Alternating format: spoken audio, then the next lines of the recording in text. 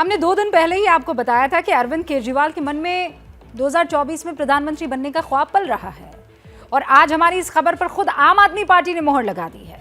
और फिर हम कह रहे हैं कि ख्वाब पालना या किसी ख्वाब के तहत काम करना, डेमोक्रेसी में इसका पूरा हक है आपको। लेकिन मनीष सिसोदिया पर पड़े छापों के बाद आम आदमी पार्टी ये साफ साफ कह रही है कि 2024 का चुनाव अरविंद केजरीवाल बनाम नरेंद्र मोदी होगा, जो बात हमने आपको कुछ दिन पहले बताई थी। भारत एक लोकतंत्र है। लोकतंत्र में किसी भी पार्टी के मन में अपने विस्तार का या देश की सत्ता पर काबिज होने का सपना पल सकता है, ये जायज है। लेकिन अगर हम राजनीतिक विश्लेषण की नजर से देखें तो ये सब इतना आसान नहीं रहने वाला है, क्योंकि बीजेपी से भिड़ना इतना आसान नहीं है और विपक्ष के बीच प्रधानमंत्री के उम्मीदवार पर सहमति बनना अभी बाकी है।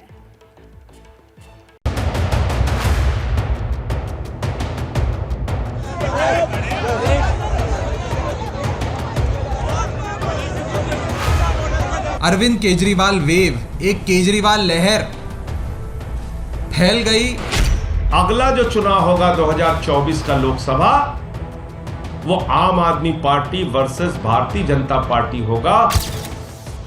हमने पहले ही आपको मास्टर स्ट्रोक में बता दिया था कि अरविंद केजरीवाल के मन में प्रधानमंत्री बनने का ख्वाब फिर से पल रहा है।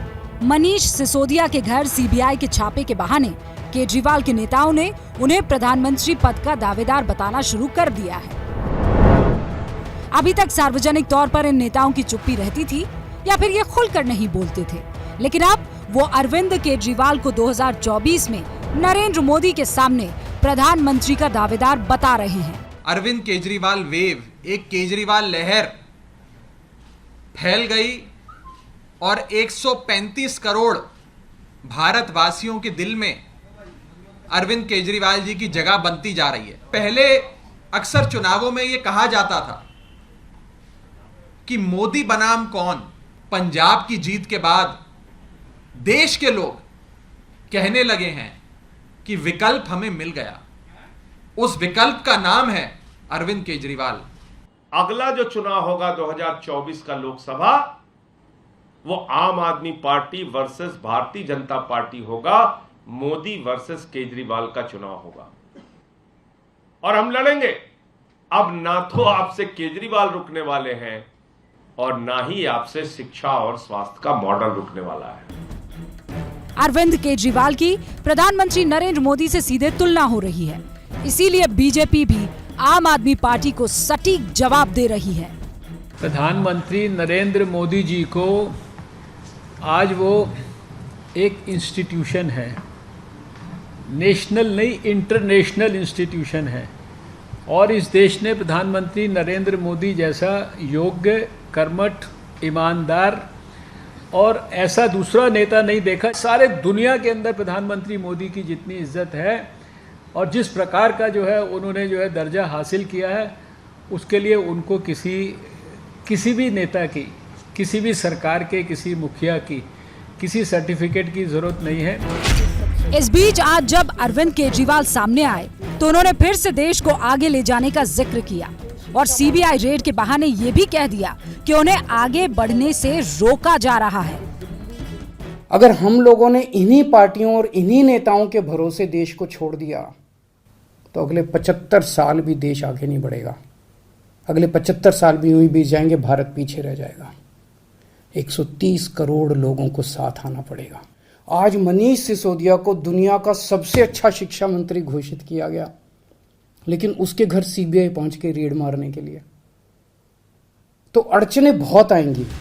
हालांकि इससे पहले जब भी अरविंद केजरीवाल से विपक्ष के पीएम चेहरे पर सवाल पूछा जाता था तो वो हमेशा ही इनकार करते थे। इसी साल अप्रैल के महीने में उन्होंने 2024 में प्रधानमंत्री की महत्वाकांक्षा से इनकार किया था। मेरा कोई प्रधानमंत्री बनने का वो नहीं है, मेरा कोई ये सब मुझे समझ नहीं आता। मैं 10-12 साल पहले मैंने कभी ज़िंदगी में सोचा नहीं था मैं राजनीति में आऊँगा। मैंने कभी ज़िंदगी में सोचा नहीं था कि मैं कोई पार्टी बनाऊँगा, चुनाव लड़ूँगा। ये ऊपर वाले का कोई करिश्मा था, जनता का प्यार था कि आज ये जिम्मेदारी दी। लेकिन अरविंद केजरीवाल वो जरूर करते हैं जिसके लिए वो मना करते हैं। उनके राजनीतिक जीवन की शुरुआत भी ऐसे ही हुई है। लेकिन सवाल ये है कि अरविंद केजरीवाल बीजेपी का मुकाबला करेंगे कैसे? आम आदमी पार्टी के सामने बीजेपी एक विशालकाय पार्टी है। बीजेपी की लोकसभा में 303 सीटें हैं, जबकि आम आदमी पार्टी के पास एक भी सीट नहीं है। राज्यसभा में बीजेपी के पास 91 सांसद है और आम आदमी पार्टी के पास 10 सांसद है। बीजेपी और उसके सहयोगी देश के 18 राज्यों की 50% जनसंख्या पर राज करते हैं, जबकि अरविंद केजरीवाल सिर्फ 2 राज्यों की करीब 3.5% जनसंख्या पर सत्ता चलाते हैं। लेकिन ये सब तब के सवाल हैं जब अरविंद केजरीवाल 2024 में विपक्ष का चेहरा बनते हैं। लेकिन ऐसा होना क्या संभव है? क्योंकि उनके सामने विपक्ष के कई ऐसे नेता हैं जो अनुभव और समीकरणों के मामले में बहुत ऊपर हैं। जैसे राहुल गांधी, जो भारत की सबसे पुरानी पार्टी के नेता हैं, उनकी पार्टी पूरे देश में मौजूद है। ममता बनर्जी से अगर अरविंद केजरीवाल की तुलना करें तो ममता बनर्जी उन पर भारी पड़ती है, क्योंकि वो लगातार 3 बार से पश्चिम बंगाल की मुख्यमंत्री हैं, 20 सालों तक सांसद रही हैं, केंद्र में रेलवे, HRD और कोयला मंत्रालय संभाल चुकी हैं। विपक्ष के तीसरे कैंडिडेट के तौर पर नीतीश कुमार के नाम की चर्चा है। वो भी अरविंद केजरीवाल पर भारी पड़ते हैं, क्योंकि नीतीश कुमार के पास 17 सालों का मुख्यमंत्री रहने का अनुभव है। उनकी छवि भी साफ सुथरी और एक सेक्युलर नेता की है। वो भी केंद्र में 15 सालों तक सांसद रहे हैं, रेलवे और कृषि जैसे केंद्रीय मंत्रालय संभाल चुके हैं। तो मुकाबला बहुत मुश्किल और कठिन है। और सबसे बड़ा सवाल यही है कि क्या नरेंद्र मोदी और बीजेपी के खिलाफ विपक्ष एकजुट हो पाएगा? वैसे अरविंद केजरीवाल 2014 में भी ये महत्वाकांक्षा पाल चुके हैं। वो तब प्रधानमंत्री मोदी के खिलाफ चुनाव लड़ने के लिए वाराणसी गए थे और वहां उन्हें बुरी तरह से हार मिली थी। और अभी का अपडेट आपको दे देना चाहती हूँ। अभी भी सीबीआई की रेड उन अलग अलग ठिकानों पर जारी है। मनीष सिसोदिया के घर पे भी दस्तावेज खंगाले जा रहे हैं, उनकी गाड़ी की भी बाकायदा जांच हुई है और चूंकि FIR दर्ज हो चुकी है, तो अब ये बड़ा सवाल बना हुआ है कि क्या अब मनीष सिसोदिया की गिरफ्तारी होगी। इस पर नजर लगातार हम बनाए हुए हैं। जैसे ही घड़ी का काटा दोपहर 2:30 पे आए, बबीता जी का दिल सास बहू साजिश के लिए चल जाए। और ये है इनकी बहू, पूरे दिन ऑफिस की टेंशन हो जाए गॉन जब ये करें अपना फेवरेट शो फ्री टाइम पे ऑन। इनकी तरह आप भी देखिए अपना फेवरेट शो अपने टाइम पर और डाउनलोड कीजिए ABP लाइव ऐप अपने स्मार्ट टीवी पर।